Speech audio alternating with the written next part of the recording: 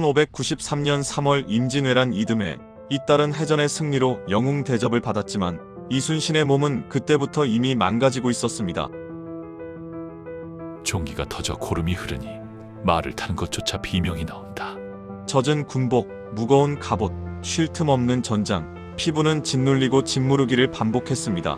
갑옷 아래 종기는 말을 날이 없었습니다. 하지만 장군을 가장 괴롭힌 것은 적군만이 아니었습니다. 이순신이 이길수록 조정은 불안해졌습니다.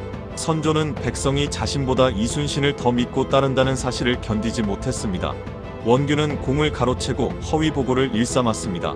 장군은 일기에 원균을 흉물이라 적었고 그와 엮일 때마다 배앓이와 통증에 시달렸습니다.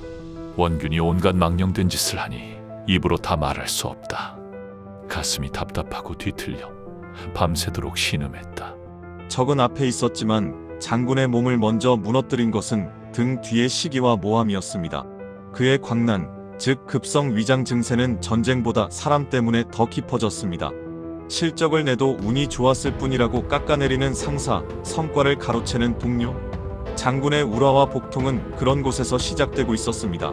중요한 전투가 다가올수록 증세는 더 심해졌습니다. 밤새도록 광란이 일어나고 뒤가 급하여 한숨도 자지 못했다.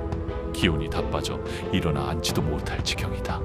수만 명의 생사를 홀로 짊어진 그 압박은 위장을 쥐어짜는 통증으로 찾아왔습니다. 중요한 발표 전날 배가 뒤틀리고 시험 당일 화장실을 들락날락하는 사람들처럼 극도의 압박은 가장 먼저 장을 흔듭니다. 전쟁은 끝이 보이지 않았고 장군은 단 하루도 제대로 쉬지 못했습니다. 낮에는 배 위에서 훈련을 지휘하고 밤에는 호롱불 아래서 장계를 써야 했습니다. 조금이라도 늦거나 상세하지 않으면 의심을 받았기 때문입니다. 몸이 몹시 불편하여 종일 누워 지냈다. 땀이 비오듯 흘러 겉옷까지 다 젖었으나 기력이 없어 옷을 갈아입을 힘조차 없었다. 그런데도 다음 날이면 다시 배에 올라야 했습니다.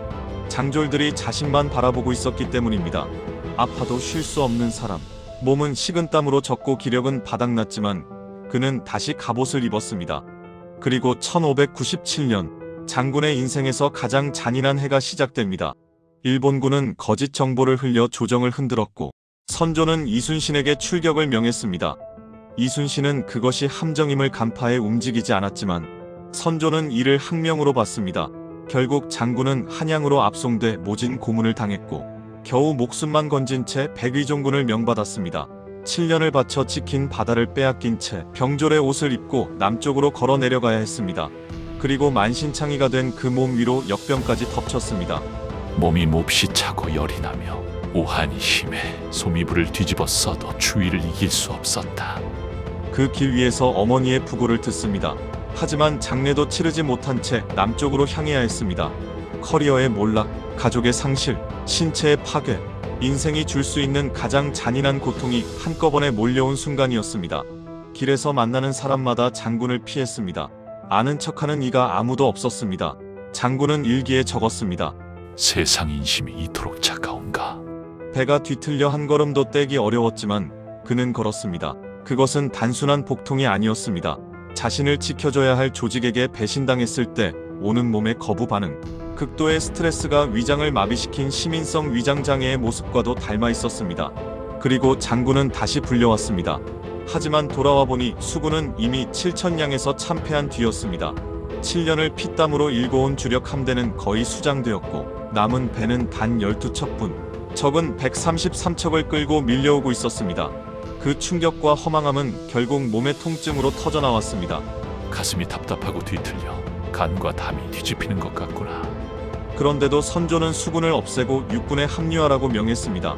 안팎이 모두 막힌 완전한 사면초가였습니다. 장군은 그 한가운데 서 있었습니다. 12척으로 133척을 막아야 하는 밤, 명량 해전 전야였습니다. 장군은 밤새 앉아 전략을 짰습니다. 겨우 눈을 붙여도 흉한 꿈에 다시 깨어나야 했습니다. 꿈에 흉한 일이 많아 마음이 몹시 어지러웠다. 촛불을 밝히고 홀로 앉아 앞날을 생각하니 눈물이 절로 났다. 쉴 수 없는 긴장과 공포가 장군의 몸을 끝까지 몰아붙이고 있었습니다. 모든 것이 끝날 수도 있다는 공포 속에서도 명량에서 승리했습니다. 하지만 기적 이후에도 장군의 몸은 회복되지 않았습니다. 전투가 끝나도 쉴 수 없었습니다. 군량을 마련하기 위해 둔전을 돌리고 피난민을 구제하고 전염병까지 관리해야 했습니다.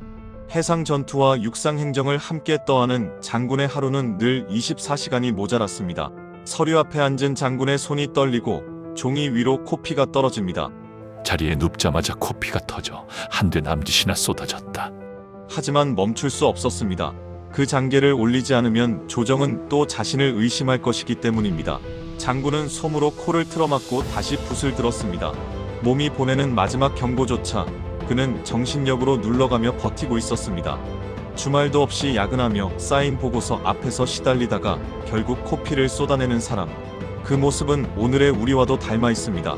그리고 장군에게 가장 잔인한 소식이 도착합니다. 막내 아들 면이 전사한 것입니다. 장군은 아무도 없는 곳으로 가 입을 막고 소리 없이 울었습니다. 그러다 숨을 몰아쉬며 그 자리에 주저앉았습니다.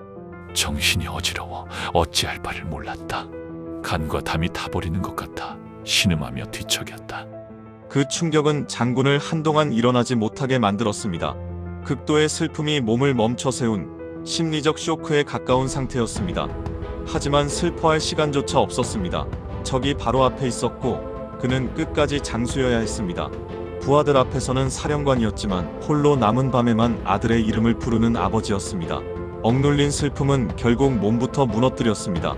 1598년 11월 7년 전쟁의 끝이 보이기 시작합니다. 하지만 장군의 몸은 이미 한계에 다다라 있었습니다. 역병의 후유증과 과로는 쌓일 대로 쌓였고 아들을 잃은 슬픔은 밤마다 가슴을 두근거리게 했습니다.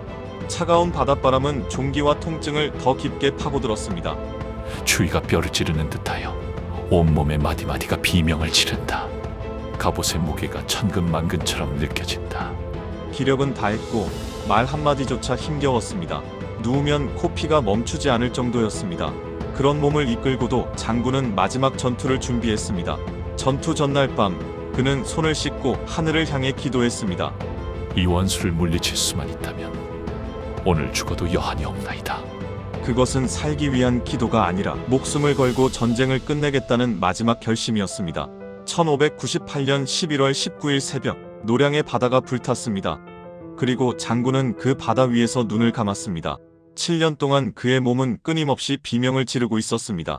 위장은 뒤틀리고 종기는 터지고 코피는 쏟아졌고 심장은 쉼없이 요동쳤습니다. 하지만 단 한 번도 그 고통을 밖으로 드러내지 않았습니다. 부하들 앞에서는 장수였고 임금 앞에서는 신하였습니다. 그 갑옷 아래에서만 홀로 무너지고 있었을 뿐입니다. 강철 같던 이순신, 그러나 그 역시 사람이었습니다. 그리고 어쩌면 지금 아무렇지 않은 척 출근하는 당신도 갑옷 아래에서 비명을 참고 있는 건 아닐까요? 오늘 이야기가 흥미로우셨다면 구독과 좋아요로 응원해주시고 앞으로 이어질 또 다른 삶의 기록들도 함께 해주시길 바랍니다. 감사합니다.